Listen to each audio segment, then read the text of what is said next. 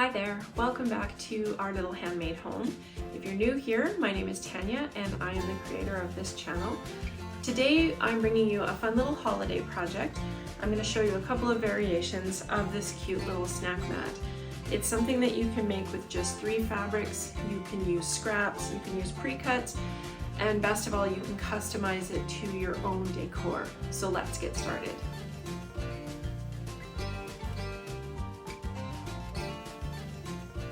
This little snack mat is perfect for any type of holiday or frankly every day. It is really simple to put together and you don't have to make it any more complicated than what it is. So to start with, this mat measures approximately 13 inches long by 9 inches high, so about 9 by 13, kind of the size of a baking dish. You could actually put a baking dish on top of it. It does feature a pocket, which you could keep your utensils in. You could tuck a little surprise in there for somebody. It features 3 fabrics that I've repeated the same ones throughout. And then I dug into my scrap bin to make my binding and my backing. So let's take a look at what you need. So as I said, you're going to start with 3 fabrics. You're going to cut this fabric number 1. You're going to cut 4 2.5-inch squares. Fabric number 2, which are these ones, these are all 5-inch by 2.5-inch strips, including this one. This one is simply folded in half. And then fabric 3, this is a 5-inch square. This is a 5-inch square. And then because I used a layer cake, I cut a 9 by 5 strip for this side. But if you're making this out of charms, which you absolutely can do, you would just take the charm fabric that you want to use and then either use the same one or a second one and create your 9-inch panel here, because this bottom piece is going to be hidden inside of the pocket. As you can see, I did some very simple quilting, crisscross quilting on it. This is another sample that I did up using charm squares.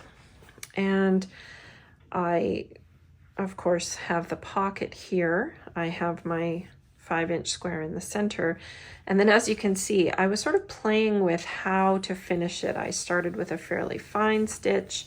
And by the time I got near the end, I had worked my way around to a wider, sort of an overcast blanket stitch. Same thing, I pulled a piece of fabric out of my stash for the backing, and I used some of my leftover black cat fabric that I used in my treat trail. So let's take a look at how we're going to cut these and put them together. So we're going to start by choosing our 3 fabrics. Now I'm thinking about making a set of these, so I would like to keep one fabric the same. I have an extra piece of this one, which I really love.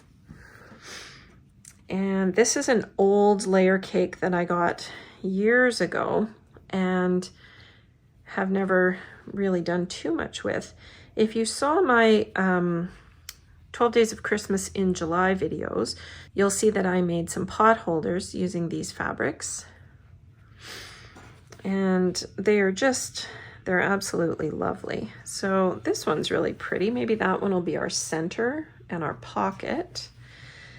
And then for the trim, let's maybe go with a gold. That one we're already using. Oh, that one's quite pretty. I think maybe this one.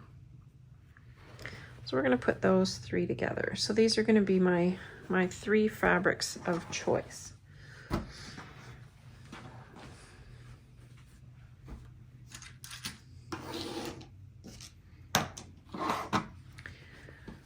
So in terms of what I have on this one, again, this is what I call fabric 1.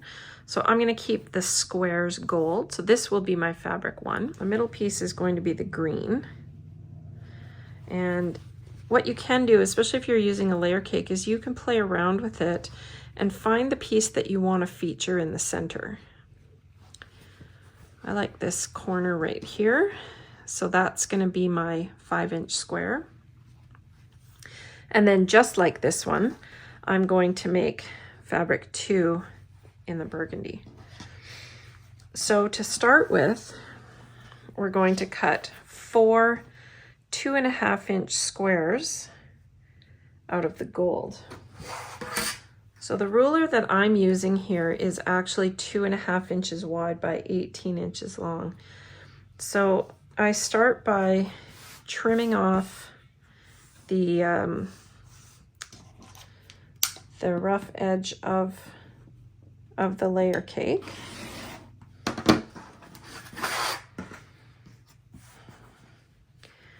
And then I know that this is 2.5 inches on my ruler.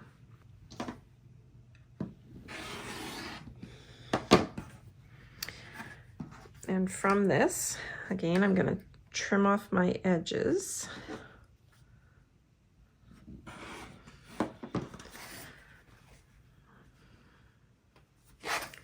And from this, I'm going to cut 5 inches.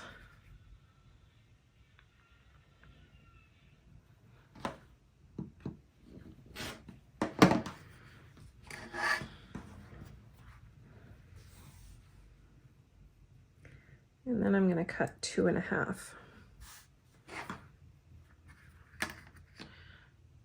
Trim my edge.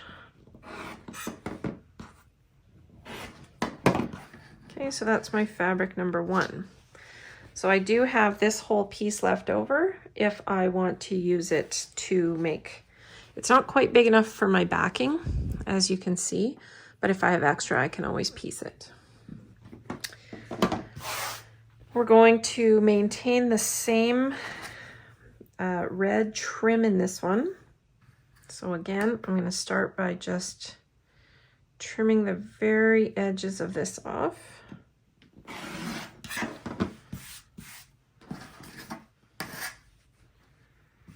And then I'm going to make 1, 2, 3, 4, 5 strips of 2.5 by 5. So I'm just going to line up my 2.5-inch ruler. Oops.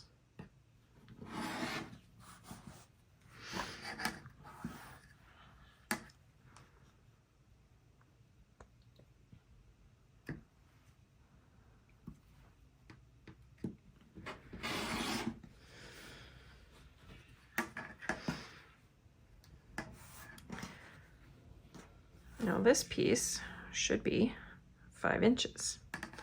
So I'm just going to take 2.5 right off of here. And that's going to give me my 5. So I'm going to layer these and cut them at 5 inches.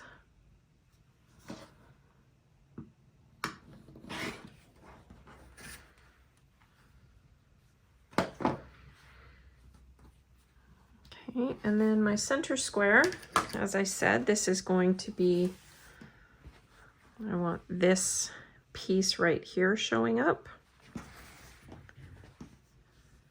So I'm going to start here.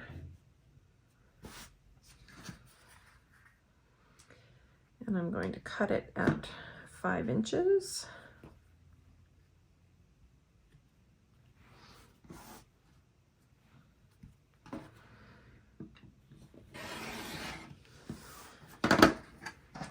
And then 5 inches again.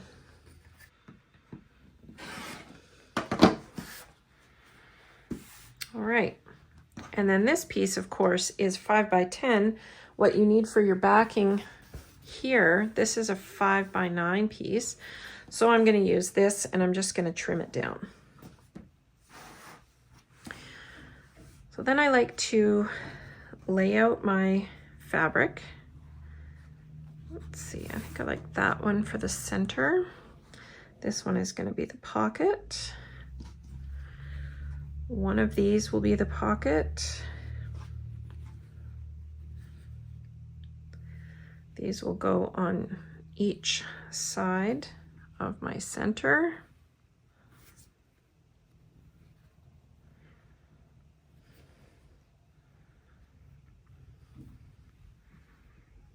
And then my gold squares.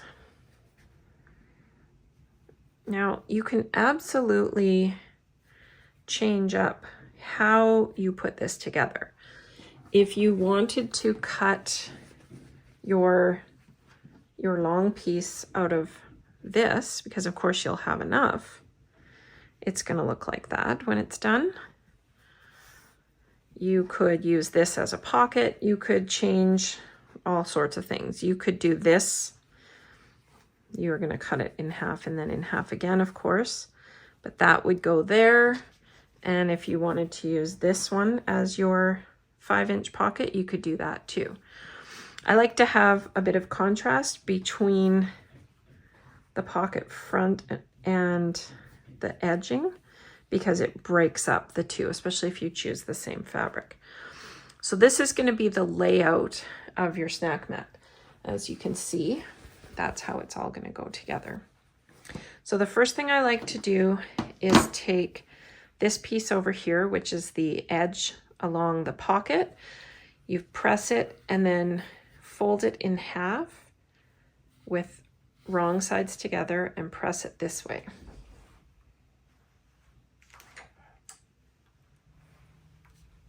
And then what you're going to do is you're going to stitch it to the top of your pocket piece. Let me move that one out of the way.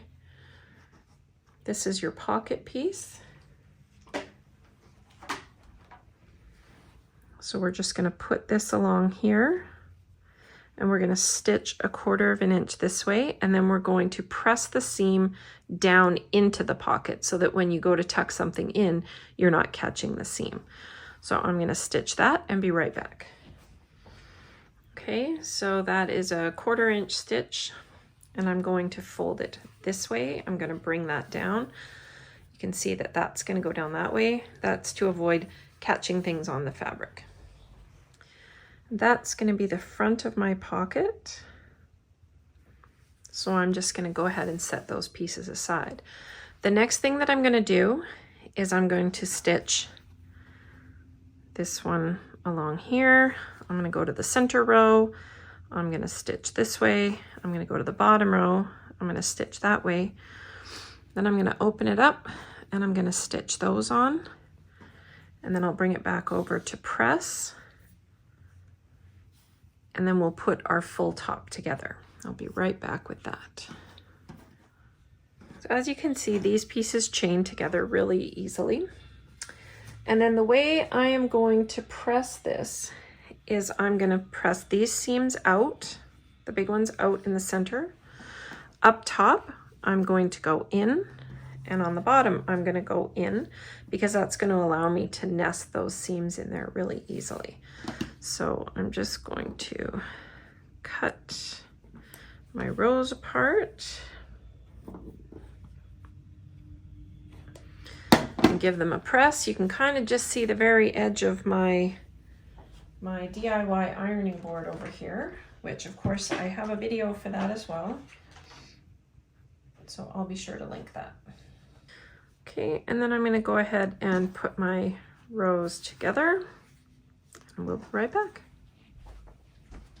All right, so we've got the top put together. So again, if you have directional fabric, of course, you'll have wanted to pay attention to that when you're putting your pieces together. I like the holly going up this way, so that's how I'm going to leave that. And the next thing that we're going to do is put together the pocket.